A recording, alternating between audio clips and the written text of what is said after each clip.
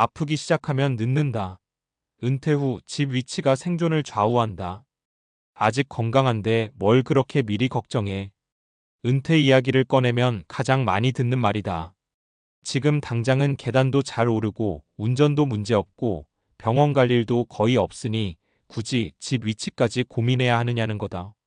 그런데 솔직히 말해서 은퇴 후 삶은 지금의 건강을 기준으로 설계하면 거의 100% 실패한다. 이유는 간단하다. 은퇴 이후의 시간은 생각보다 길고 건강은 생각보다 빠르게 변하기 때문이다. 문제는 아프기 시작한 뒤다. 그때 가서 이 집은 너무 불편하네. 병원이 너무 멀다. 차 없으면 아무 데도 못 가겠네 하고 깨달아도 이미 늦다. 몸이 불편해진 상태에서 이사 계획 세우고 집 내놓고 새로운 동네 적응하는 건 젊을 때와 차원이 다르다. 그래서 은퇴 준비에서 집의 크기보다 가격보다 무엇보다 중요한 게 위치라는 이야기가 나온다. 과장이 아니라 은퇴 후 집 위치는 삶의 질을 넘어 생존을 좌우하는 요소가 된다. 은퇴 후 삶의 구조가 바뀐다. 은퇴 전과 은퇴 후의 가장 큰 차이는 생활 반경이다.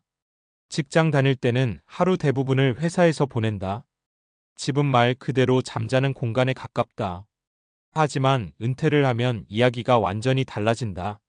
하루 24시간 중 대부분을 집과 집 주변에서 보내게 된다. 동네가 곧 삶의 무대가 되는 거다. 이때 중요한 질문은 딱 세 가지다. 아파도 혼자서 병원 갈 수 있는가? 차를 못 몰아도 생활이 가능한가? 사람을 만날 수 있는 구조인가? 이 세 가지 중 하나라도 글쎄라는 대답이 나온다면 그 집은 은퇴 후에 점점 부담이 되는 집이 된다. 지금은 괜찮아 보여도 시간이 갈수록 불편함은 눈덩이처럼 커진다. 사례 1. 전원주택의 로망, 현실은 고립. 첫 번째 사례는 60대 초반에 은퇴한 A씨 이야기다. 젊을 때부터 은퇴하면 조용한 전원주택에서 살고 싶다는 로망이 있었다. 마당 있는 집, 맑은 공기, 도시 소음 없는 삶. 실제로 은퇴와 동시에 수도권 외곽에 단독주택을 지었다. 처음 23년은 정말 만족스러웠다. 텃밭 가꾸고 산책하고 지인들 놀러오면 바비큐도 해먹었다. 그런데 문제는 70대에 접어들면서 시작됐다.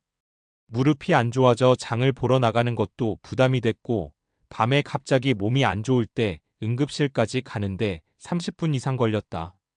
결국 아내는 불안해서 밤마다 잠을 설쳤다. 결정타는 운전 문제였다. 시력이 떨어지면서 더 이상 장거리 운전이 어려워졌고 대중교통은 거의 없는 동네였다. 그때서야 이 집이 우리한테 너무 큰 짐이 됐구나라는 걸 깨달았지만 몸이 예전 같지 않으니 이사 자체가 큰 스트레스였다. 사례 2. 도심 소형 아파트의 힘. 두 번째는 정반대 사례다.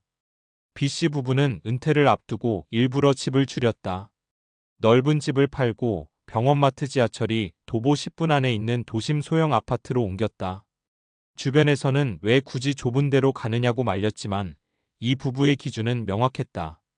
아파도 혼자 해결할 수 있는 동네였다. 70대 중반에 남편이 심장 문제로 병원을 자주 다니게 됐는데 그때 이 선택의 진가가 드러났다.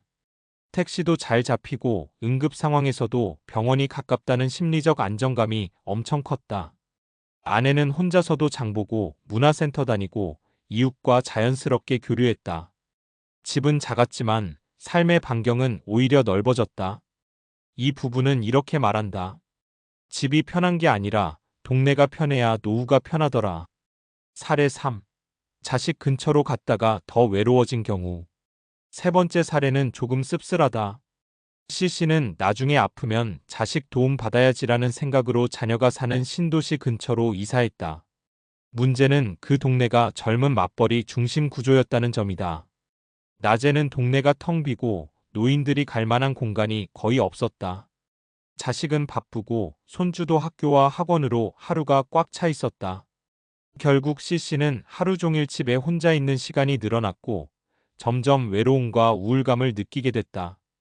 병원은 멀고 동네 친구는 없고 자식 근처면 되겠지라는 판단이 오히려 삶의 질을 떨어뜨린 셈이다.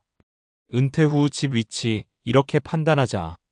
은퇴 후 집 위치를 고를 때는 감정이나 로망보다 현실 체크리스트가 필요하다. 종합병원 또는 큰 병원이 차 없이도 접근 가능한가? 마트, 약국, 은행이 도보 생활권인가? 노년층이 자주 보이는 동네인가? 혼자서도 하루를 보낼 수 있는 공공시설이나 모임 공간이 있는가? 이 질문에 예가 많을수록 그 집은 은퇴 후에도 당신 편이 되어준다. 결론 건강할 때 결정해야 한다. 은퇴 후 집은 마지막까지 버틸 수 있는 공간이어야 한다. 멋있을 필요도 없고 넓을 필요도 없다. 대신 몸이 아플 때도 외로울 때도 차를 못 몰 때도 버텨주는 위치여야 한다. 다시 말하지만 아프기 시작하면 늦는다. 그때는 선택지가 거의 없다. 은퇴 준비에서 가장 냉정해야 할 부분이 바로 집 위치인 이유다. 지금 건강할 때, 움직일 수 있을 때, 판단할 수 있을 때 미리 고민해 두자. 그 선택 하나가 은퇴 후 삶의 방향을, 그리고 생각보다 오래 이어질 노후의 안전을 결정한다. 노년기에는 의지력보다 환경이 삶을 결정한다. 사람들은 흔히 이렇게 생각한다. 마음 단단히 먹으면 극복하지. 의지만 있으면 괜찮아. 그런데 과학적으로 보면 노년기의 삶을 좌우하는 건 의지력이 아니라 환경이다. 특히 이동성, 인지 기능, 사회적 연결성은 나이가 들수록 개인의 노력으로 유지하기가 점점 어려워진다. 노화 연구에서 반복해서 나오는 결론이 있다. 사람은 나이가 들수록 환경 의존적이 된다. 젊을 때는 불편한 환경을 몸으로 커버한다. 계단 많아도 올라가고 병원 멀어도 참고 사람 없어도 혼자 버틴다. 하지만 70대 이후에는 얘기가 완전히 달라진다. 근력은 30대 이후 매년 1% 이상 감소. 균형 감각은 60대부터 급격히 저하. 반응 속도와 시야는 스스로 인식하기 전에 이미 느려짐.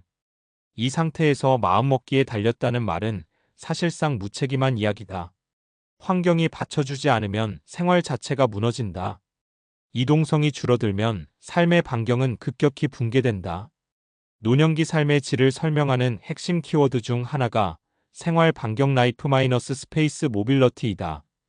이건 단순히 얼마나 멀리 가느냐가 아니라 집 안에서만 움직이는가, 집 앞까지 나갈 수 있는가, 동네를 벗어날 수 있는가, 이 범위가 얼마나 유지되느냐를 말한다. 의학 연구에 따르면 생활 반경이 줄어들수록 우울증 위험 증가, 인지 기능 저하 가속, 사망률 상승. 이게 단순 상관관계가 아니라는 게 중요하다. 이동성 감소 사회적 고립 신체 정신 기능 저하라는 악순환이 실제로 관찰된다. 여기서 핵심은 뭘까? 얼마나 건강하냐가 아니라 차 없이도 움직일 수 있느냐다. 집 위치가 대중교통, 의료, 생활시설과 떨어져 있으면 생활 반경은 급격히 집 안으로 쪼그라든다. 이건 성격이나 의지 문제가 아니라 구조적인 문제다. 병원 접근성은 치료보다 생존율을 바꾼다. 병원이 가깝다는 건 단순히 편하다는 의미가 아니다. 의학적으로 보면 응급 대응 시간이 생존율을 바꾼다. 대표적인 게 심근경색과 뇌졸중이다. 심근경색 증상 발생 후 1시간 이내 치료 시 생존율 급상승. 뇌졸중 골든타임 34시간, 이후는 회복 가능성 급감. 문제는 노년층일수록 증상이 애매하게 시작된다는 것이다. 좀 체한 것 같네. 어지럽네. 이러다 시간을 놓친다. 이때 집 근처에 병원이 있고 택시든 도보든 접근이 쉬우면 망설임의 시간이 줄어든다. 반대로 멀면? 좀 더 지켜볼까? 이 한 시간이 인생을 갈라놓는다. 그래서 노년학에서는 집 위치를 의료 인프라의 일부로 본다. 집이 곧 생존 시스템의 출발점인 셈이다. 사회적 관계는 만남의 의지보다 물리적 거리가 좌우한다. 많은 사람들이 말한다. 나는 혼자 있어도 괜찮아. 외로움은 마음 문제야. 하지만 뇌과학과 심리학에서는 이미 결론이 났다. 사회적 고립은 흡연, 비만만큼 치명적인 건강 위험 요인이다. 특히 노년기에는 우울증, 치매, 면역력 저하, 이 모두가 사회적 단절과 강하게 연결돼 있다. 여기서 중요한 포인트가 있다. 사람은 멀어서 안 만나는 게 아니라 가까워서 만난다. 엘리베이터에서 마주치는 이웃, 매일 가는 마트 직원, 동네 병원 간호사. 이런 약한 연결들이 쌓여서 내가 사회에 속해 있다는 감각을 만든다. 이걸 학문적으로는 사회적 자본 소셜 캐퍼털이라고 부른다. 은퇴 후 집 위치가 이 사회적 자본을 자동으로 만들어주는 구조냐 아니면 스스로 애써야만 가능한 구조냐에 따라 노후의 안정감은 완전히 달라진다. 결국 은퇴 후 집은 자산이 아니라 장치다. 은퇴 전에는 집이 자산이다. 가격, 평수, 시세가 중요하다. 하지만 은퇴 후에는 집의 역할이 바뀐다. 집은 삶을 유지해주는 장치가 된다. 몸이 약해졌을 때도 움직이게 해주는 장치. 아플 때 살려주는 장치. 외로움에 빠지지 않게 붙잡아주는 장치. 이 장치가 제대로 작동하려면 집 자체보다 위치가 중요할 수밖에 없다. 그래서 다시 처음 이야기로 돌아간다. 아프기 시작하면 늦는다. 그때는 집이 당신을 돕지 않는다. 건강할 때, 멀쩡할 때, 선택권이 있을 때, 환경을 먼저 설계하는 것, 그게 진짜 은퇴 준비다.